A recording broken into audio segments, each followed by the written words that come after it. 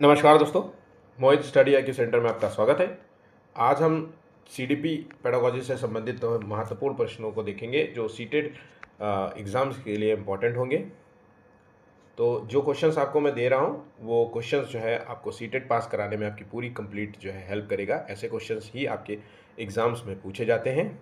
तो इन क्वेश्चंस को अच्छे से तैयार कर लीजिएगा। बताए हुए जो है महत्वपूर्ण जो तथ्य हैं जो मैं आपको क्वेश्चंस के साथ बताऊंगा उसको ध्यान से सुनिएगा। हो सके तो अगर वो चीज़ पॉइंट नहीं पता है तो आप जो है उसका नोट्स बना सकते हैं।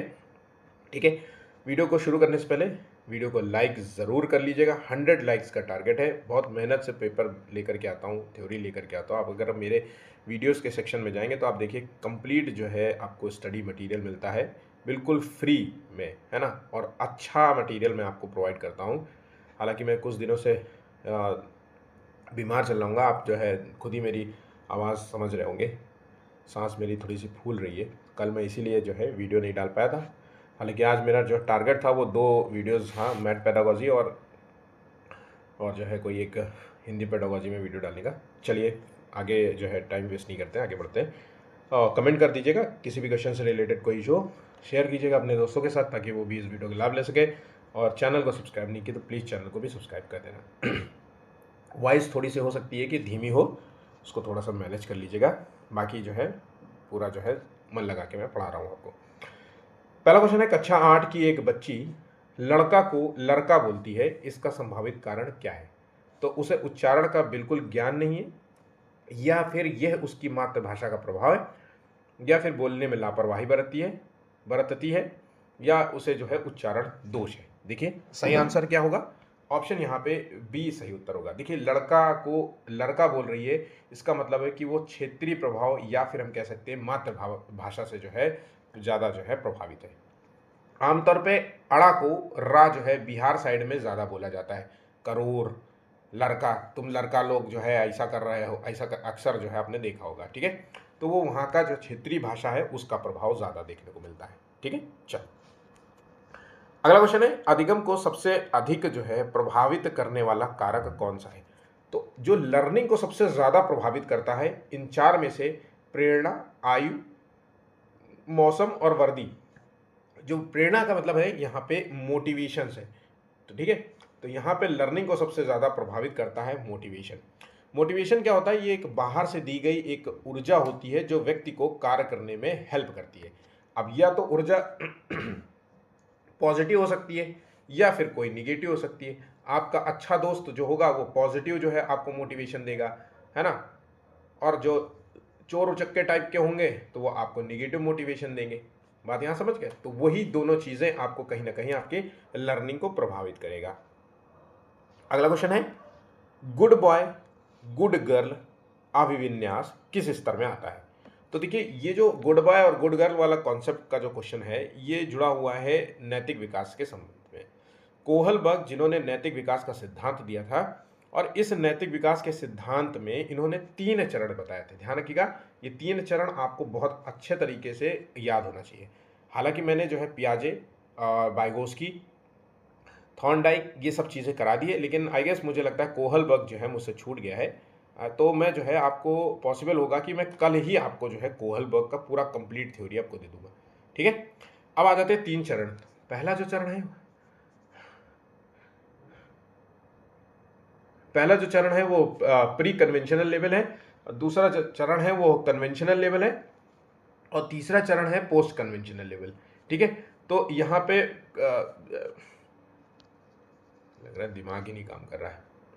तो देखिए गुड बॉय गुड गर्ल जो कॉन्सेप्ट आएगा, अभिविन्यास आएगा, स्टेज आएगी, ये आता है कन्वेंशनल लेवल में। इसके 2 चरण होते हैं। तो जिसमें बच्चा जो है अच्छा जो है व्यवहार इसलिए करता है कि ताकि उसे कोई अच्छा लड़का या अच्छी लड़की समझे। तो यहाँ पे आंसर हो गया ऑप्शन बी। ठीक है, चलिए आगे बढ़ते हैं अगले क्वेश्चन की ओर। बाइगोस्की के अनुसार बच्चे अपने से अधिक ज्ञानी व्यक्ति से किस प्रकार से सीखते हैं? तो देखिए जब बाइगोस्की का जो पूरा सिद्धांत है वो सामाजिक और सांस्कृतिक अंतःक्रिया पर टिका हुआ है। मतलब जब 2 लोग, 4 लोग, 10 लोग आपस में बैठेंगे तो कुछ ना कुछ बात करेंगे, और उससे जो है उन बातों से जो है बच्चा जो है कहीं ना कहीं सीखता है ने? तो यहाँ पे यही कॉन्सेप्ट आपको ध्यान रखना है। तो एमक्यू मतलब मोर नॉलेज अदर। एक छोटा बच्चा है और उसके बगल में खड़ा है उसका टीचर, तो टीचर जो है उसको सीखने में मदद करेगा, छोटे बच्चे की मदद करेगा, तो वही मोर नॉलेज अदर हो गया। ठीक है, तो आंसर है यहाँ पे बी, सामाजिक अंतःक्रिया और संवाद द्वारा।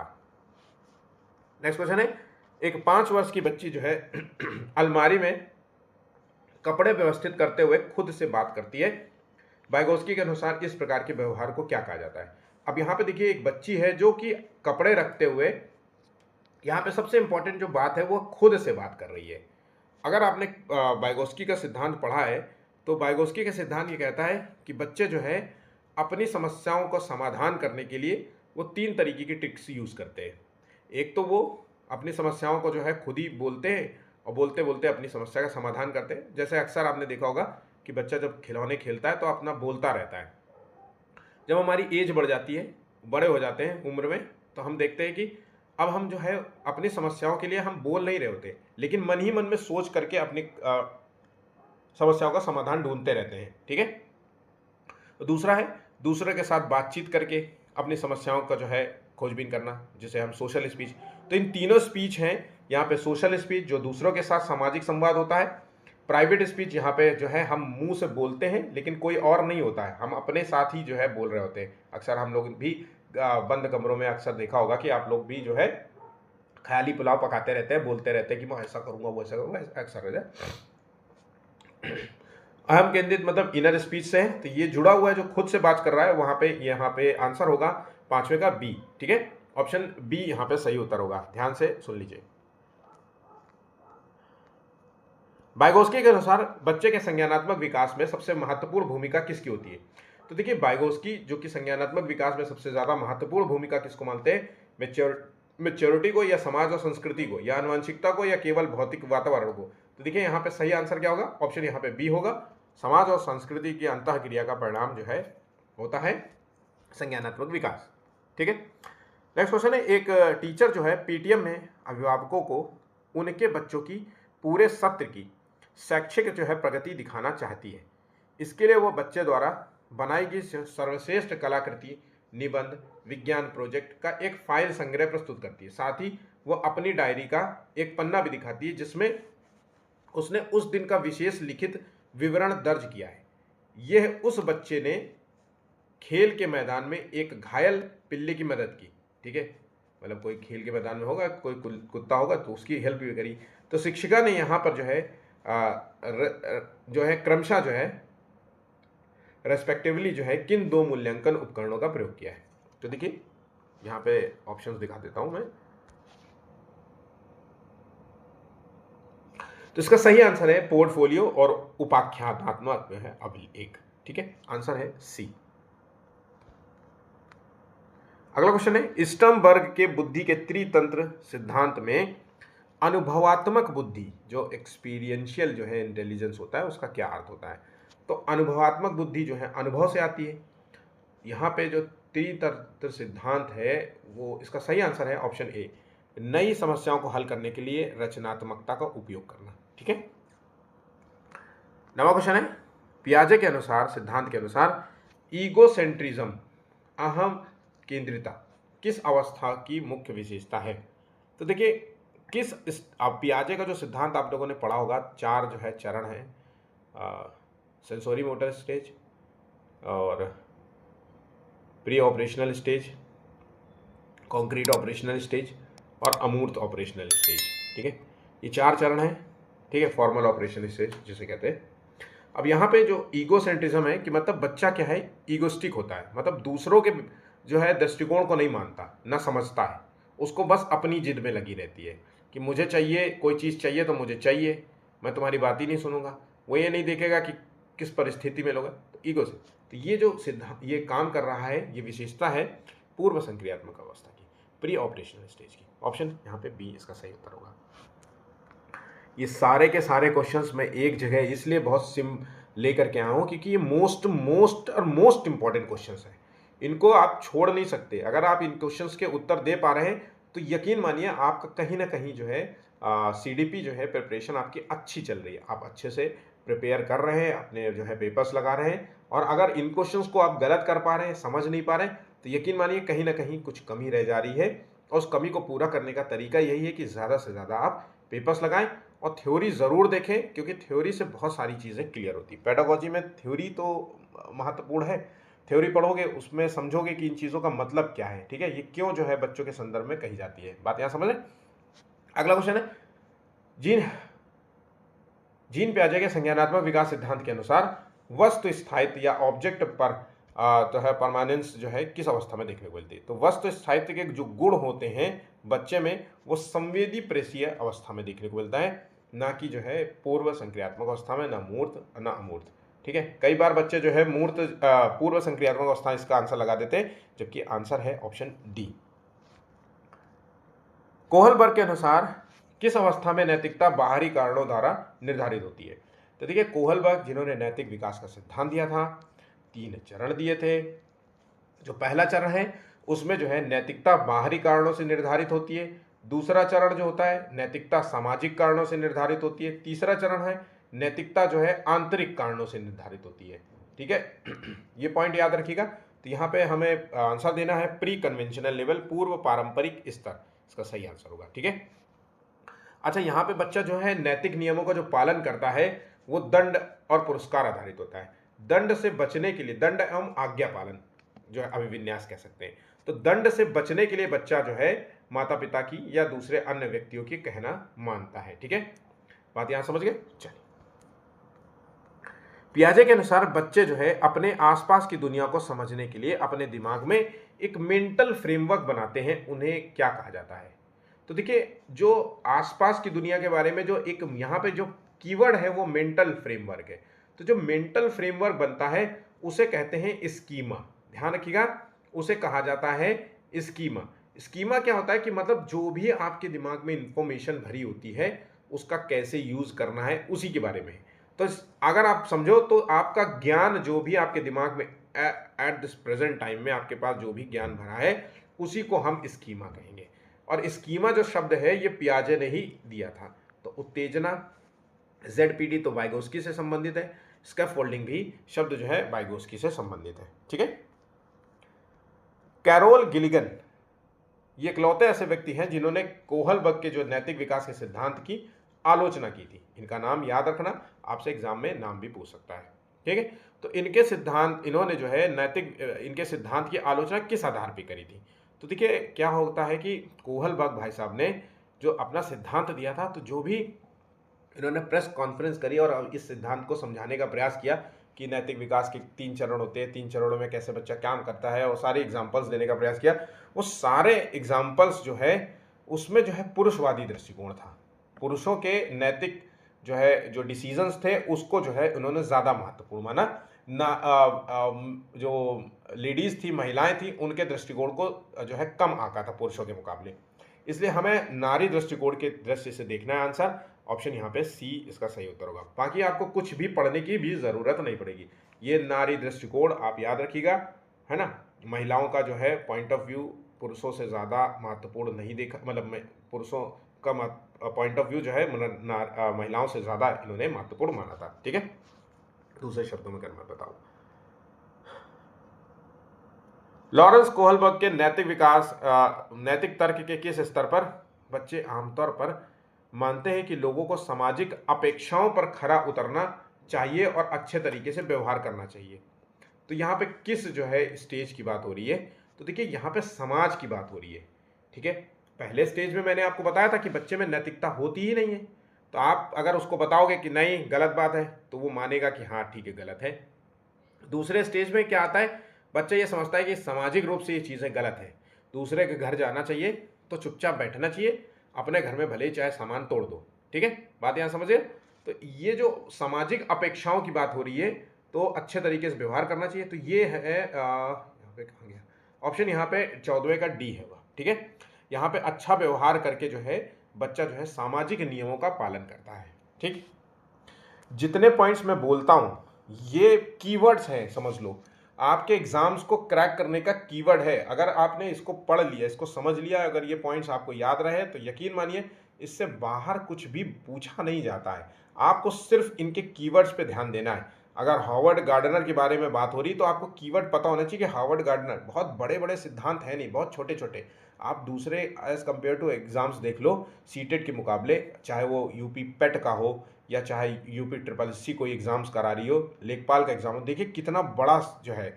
और आपको यहाँ से केवल सीटेट क्वालिफाई करने के बाद केवीएस और अन्य जो वैकेंसीज आती हैं उसमें जो है नौकरी लेते हैं, तो कितनी बेहतरीन नौकरी मिलती है। आप सोच के देखिए, आप एक बार लेखपाल को देखिए और एक केवीएस की नौकरी देखिए, आप इमेजिन कर पाएंगे कि नौकरी दोनों में से सबसे बेस्ट कौन सी है।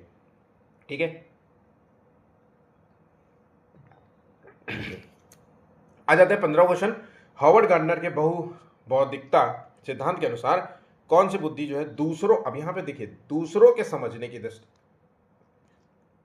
हार्वर्ड गार्डनर का जो मल्टीपल इंटेलिजेंस थ्योरी है उसमें ये कह रहे हैं कि दूसरों को समझने और उनके साथ प्रभावी रूप से कार्य करने की क्षमता होती है। तो जब व्यक्ति दूसरों की भावनाओं को, दूसरों के उद्देश्य को और दूसरों के व्यवहार को जो है इमोशंस को जब समझता है, तो इसे जो है हम कहते हैं दूसरों के दृष्टि से इंटरपर्सनल इंटेलिजेंस, अंतर व्यक्तिक बुद्धि। आंसर है बी। अब मैं यहाँ पे एक इंपॉर्टेंट बात कहना चाहूँगा। देखिए, हिंदी में मत याद रखना, हिंदी में शब्द जो है बदल जाते हैं इस क्वेश्चन के, खास तौर से मैं बता रहा हूँ। मैंने अभी तक देखिए कहीं पे ये नहीं कहा कि आप अंग्रेजी में पढ़िए, पर इसमें आप अंग्रेजी टर्म्स याद रखिएगा।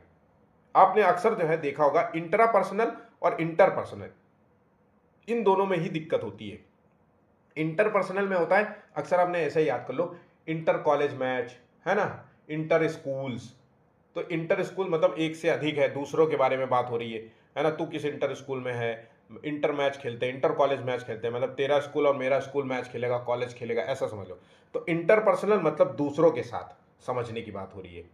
और इंट्रापर्सनल जब की बात होगी तो जब स्वयं के आत्म, यहाँ पे अपने अपने अंदर की भावना को, अब खुद का जो उद्देश्य क्या है और खुद कैसा व्यवहार कर रहा है, इसको समझ पाना इंट्रापर्सनल कहलाता है। बात यहाँ समझ गए।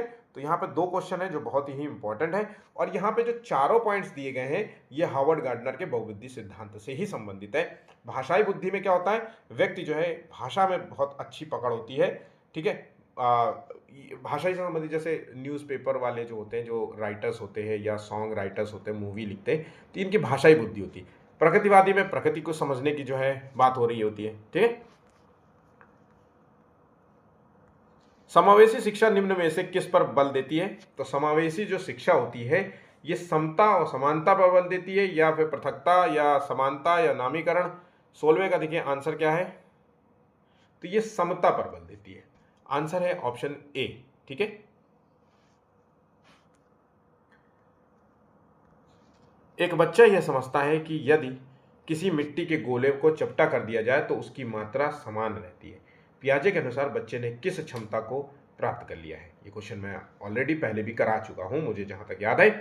तो देखिए, मिट्टी के गोले को चपटा कर दिया, उसके पास एक मिट्टी का गोला होगा, है ना, फिर उसने उसको चपटा करके चौकोर या कोई भी आकृति बनाने का प्रयास किया होगा। उसने ये माना कि इन दोनों में जो मिट्टियां थी वो बराबर ही थी।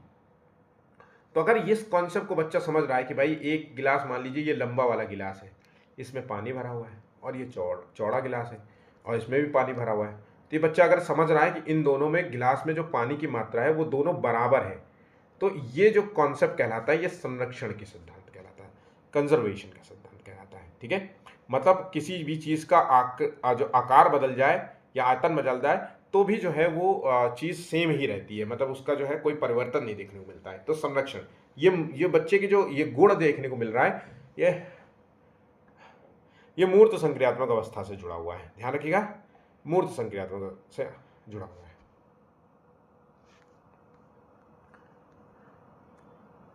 जीन पियाजे के सिद्धांत में विलंबित अनुकरण किस अवस्था की एक महत्वपूर्ण उपलब्धि है। तो डेफर्ड जो है इमिटेशन किस अवस्था की महत्वपूर्ण उपलब्धि मानी जाएगी। तो देखिए 18वें क्वेश्चन का आंसर देने का प्रयास कीजिए। तो जो ये विलंबित अनुकरण है, जैसे आपने बच्चे के से कुछ, आपने मान लीजिए आपने बच्चे को बुलाया कि इधर आओ, है ना, तो आप देखिए बच्चा जो है आपके जो चीज़ों को रिएक्ट बहुत देर बाद करेगा, अक्सर जो है वो ऐसा करता है। तो ये विलंबित अनुकरण मतलब आपकी नकल बहुत देर में कर पा रहा है। आपने बोला, आपने ही करा, डराने की कोशिश, तो थोड़ी देर बाद रिएक्ट करेगा। तो ये संवेदी पेशी अवस्था होती है। 0 से 2 वर्ष की अवस्था में आमतौर पे ऐसे बच्चे जो है ये विलंबित अनुकरण की देखने। हालांकि 3 साल तक के बच्चों में देखने को आपको मिलेगी, ठीक है, लेकिन आंसर आपको ए ही लगाना है। यदि छात्र किसी कार्य में सफलता की अपेक्षा नहीं करता है तो विक्टर ब्रूम के प्रत्याशा सिद्धांत के अनुसार उसकी प्रेरणा का स्तर कैसा होगा। अगर वो किसी कार्य के करने पर उसको ये लगता है कि वो अपेक्षा सफलता की वो ही नहीं कर रहा, उम्मीद ही नहीं कर रहा है, तो उसकी प्रेरणा का जो स्तर है, मोटिवेशन का स्तर है, बहुत ही निम्न है। आंसर है ऑप्शन बी, ठीक है, निम्न प्रेरणा का स्तर कहलाएगा। निम्नलिखित में से कौन सा कथन जो है बुद्धि लब्धि आईक्यू के बारे में सही है। तो देखिए आईक्यू जो है व्यक्ति का जीवन भर स्थिर रहता है। क्या आईक्यू जीवन भर स्थिर रहता है या फिर व्यक्ति की आईक्यू की जो सफलता का एकमात्र निर्धारक है, या फिर आईक्यू के साथ साथ जो है व्यक्ति का जो इन्वायरमेंट और मोटिवेशन और हेरिडिटी जो है इस व्यक्ति की उपलब्धि को प्रभावित करते हैं। तो आंसर है ऑप्शन सी, यहाँ पे सही उत्तर होगा आईक्यू के संदर्भ में। एक बच्चा जो है शारीरिक रूप से अपनी उम्र के अन्य बच्चों से काफ़ी बड़ा दिखता है। अब देखिए उसकी उम्र से काफ़ी दूसरे बच्चों के एज कम्पेयर टू दिख रहा है कि वो बड़ा है, लेकिन वो अपने खिलौने साझा करने में अक्सर जो है रोता है और भावनात्मक रूप से अस्थिर है। मतलब वो बड़ा तो दिख रहा है लेकिन वो बच्चों जैसे ही उसकी जो है मेंटालिटी है ना, अभी सोच है। दूसरों के साथ खेलने पे जो है उसको जो है लगता है ये मेरे खिलौने मैं ही खेलूँगा, ईगोसेंट्रिक वाला जो है पॉइंट ऑफ व्यू कि दूसरों के दृष्टिकोण से कोई लेना देना उसका नहीं है। तो यहाँ पे विकास की किस सिद्धांत को दर्शाती है ये स्थिति। तो यहाँ पे देखिए 21वें का आंसर है विकास जो है एक समान गति से होता है, बिल्कुल भी नहीं। विकास के कई आयाम होते हैं, शारीरिक, भावनात्मक। तो देखिए यहाँ पे बच्चे का शरीर तो बढ़ गया है लेकिन वो भावनात्मक रूप से अभी उतना मेच्योर नहीं हुआ है। तो विकास के जो विभिन्न आयाम होते हैं वो एक दूसरे से स्वतंत्र और अलग अलग गति से विकसित होते हैं। तो यहाँ पे कई बार जो है बच्चे का जो है शारीरिक विकास बेहतर होगा लेकिन भावनात्मक विकास अभी होना बाकी है, ये कह सकते हैं। आंसर है बी। एक शिक्षिका देखती है कि रवि ने पहले अपने पूरे हाथ से चीज़ों को पकड़ना सीखा और बाद में उंगलियों से पेंसिल को सूक्ष्मता से पकड़ना सीखा। तो पहले जो है वो बड़ी मसल्स का प्रयोग कर रहा है, फिर छोटी मसल्स का प्रयोग कर रहा है। ये विकास के किस नियम का सटीक उदाहरण है। आंसर देखिए, ऑप्शंस पढ़ लीजिए।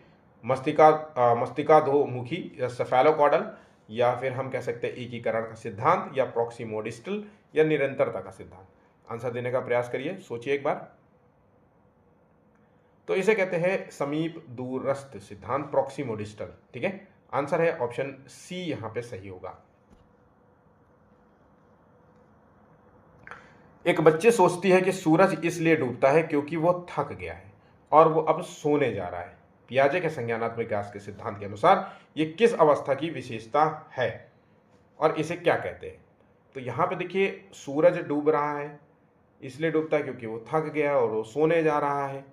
तो ये जो कॉन्सेप्ट है ये जीववाद का सिद्धांत है, ये स्थिति जीववाद की कहलाती है। मतलब बच्चे को इस स्टेज में ये लगता है कि हर चीज़ में जीवन है, सब चीज़ें सजीव है, जीवित है, निर्जीव कुछ भी नहीं। आपने अक्सर वो ट्रिक जो है पेरेंट्स के द्वारा देखी होगी कि जो है बच्चे को चोट लग जाता है तो आप लोग जो है ज़मीन में धप, अरे इसने बच्चे को मारा, कुर्सी को मारने लगते हो या किसी चीज़ को मारने लगते हो, क्योंकि वो मानता है कि इसको पीट लिया अब मुझे ठीक है, हाँ इसको। तो ये सिद्धांत जुड़ा हुआ है जीववाद से। और ये स्टेज की बात करें तो पूर्व संक्रियात्मक अवस्था में बच्चा है, ठीक है।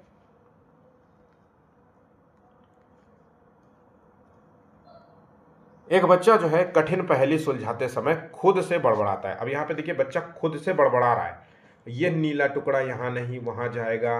वाइगोस्की के अनुसार ये निजी भाषण क्या दर्शाता है। तो देखिए पहली बात तो यहाँ पे क्वेश्चन का उत्तर ही समझ में आ गया होगा कि खुद से बड़बड़ा रहा है ना, तो इसका मतलब है कि ये प्राइवेट स्पीच है। अब मन ही मन में खुद से बड़बड़ाता है तो ये इनर स्पीच कहलाता है। और जब 4 लोगों के साथ जो है बातचीत करता तो जो है सोशल स्पीच कहलाता है। तो यहाँ पे बच्चा जो है अपने कार्य को निर्देशित या नियमित करने का प्रयास कर रहा है, एक तरीका है। ऑप्शन यहाँ पे सी इसका सही उत्तर होगा। एक छात्र जो है परीक्षा में इसलिए नकल नहीं करता क्योंकि उसे डर है कि पकड़े जाने पर उसे स्कूल से निकाल दिया जाएगा और माता पिता से उसे डांट लगेगी। कोहलबर्ग के अनुसार वो नैतिक विकास के किस स्तर। अब देखिए नकल इसलिए नहीं कर रहा है क्योंकि उसे निकाल दिया जाएगा। उसको किस चीज़ का डर है, क्योंकि उसको डर है कि मुझे जो है दंड मिलेगा।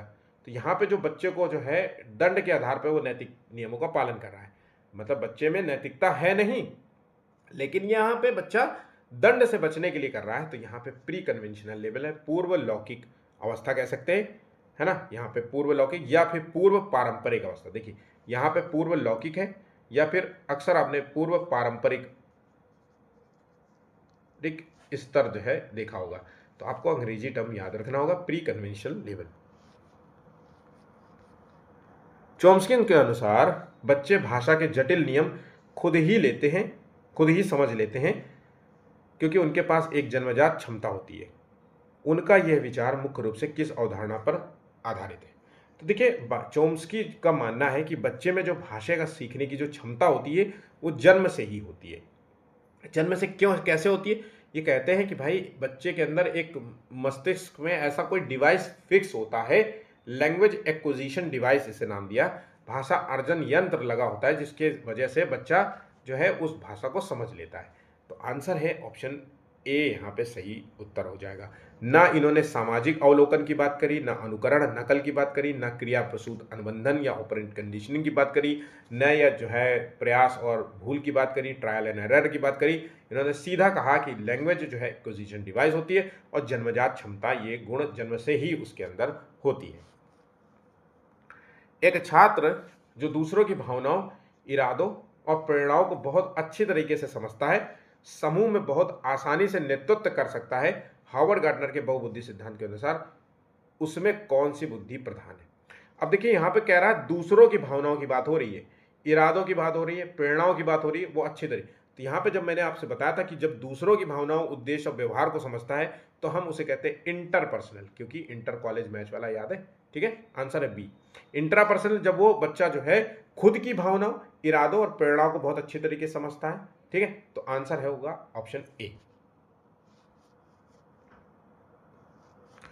एक समावेशी कक्षा में जहां विभिन्न पृष्ठभूमि और क्षमताओं वाले बच्चे होते हैं और एक टीचर के लिए सबसे उपयुक्त जो है दृष्टिकोण क्या होना चाहिए? तो समावेशी कक्षा में जहां पे विभिन्न पृष्ठभूमि और क्षमताओं वाले बच्चे होंगे तो एक टीचर के रूप में सभी बच्चों के लिए एक समान और कठोर पाठ्यक्रम लागू करना चाहिए? नहीं। प्रतिभाशाली बच्चों पर अधिक ध्यान देना चाहिए ताकि स्कूल का रिजल्ट जो है अच्छा जाए? नहीं। इक्विटी सुनिश्चित करते हुए विभेदित जो है अनुदेशन का प्रयोग करना चाहिए, या विशेष आवश्यकता वाले बच्चों को केवल जो है विशेष टीचर के भरोसे छोड़ देना चाहिए? तो यहाँ पे 3 पॉइंट्स तो मैंने वैसे ही काट दिया, तो इसलिए हम कह सकते हैं कि 28वां आंसर होगा सी, ठीक है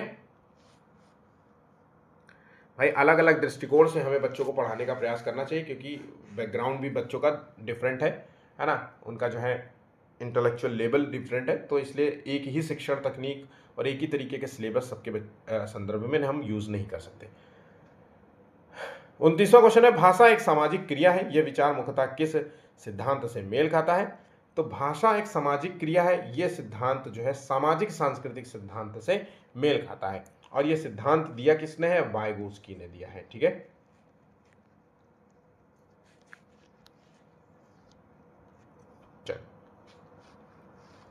बालक के व्यक्तित्व में होने वाले समग्र परिवर्तन को क्या कहते हैं? तो जो बालक के पर्सनालिटी में होने वाला कंप्लीट जो है चेंजेस जो देखने को मिलता है उसको हम क्या कहेंगे? उसको वृद्धि कहेंगे या विकास कहेंगे या अधिगम क्षमता या परिपक्वता कहेंगे? तो यहाँ पे देखिए उस पूरे समग्र परिवर्तन को हम विकास नाम देंगे, ध्यान रखिएगा, इसको विकास नाम देंगे, ठीक है। ये व्यक्ति के शारीरिक जो है से जुड़ा हुआ है, ठीक है, भावनात्मक से भी जुड़ा हुआ है और नैतिकता से भी जुड़ा हुआ है, हर चीज़ से जुड़ा हुआ है। तो आंसर है बी। तो कुछ इस प्रकार के क्वेश्चंस आपके सीटेड एग्जाम में देखने को मिलेंगे। इन क्वेश्चंस को अच्छे तरीके से प्रिपेयर कर लीजिएगा। वीडियो अच्छा लगा हो तो प्लीज़ लाइक शेयर ज़रूर करना। चैनल को सब्सक्राइब नहीं किया तो प्लीज़ चैनल को भी कर लेना सब्सक्राइब, ठीक है। कल की जो है मैं थ्योरी दूंगा और मैं एक मैथ पेडागोजी का भी पेपर दूंगा, ठीक है। धन्यवाद।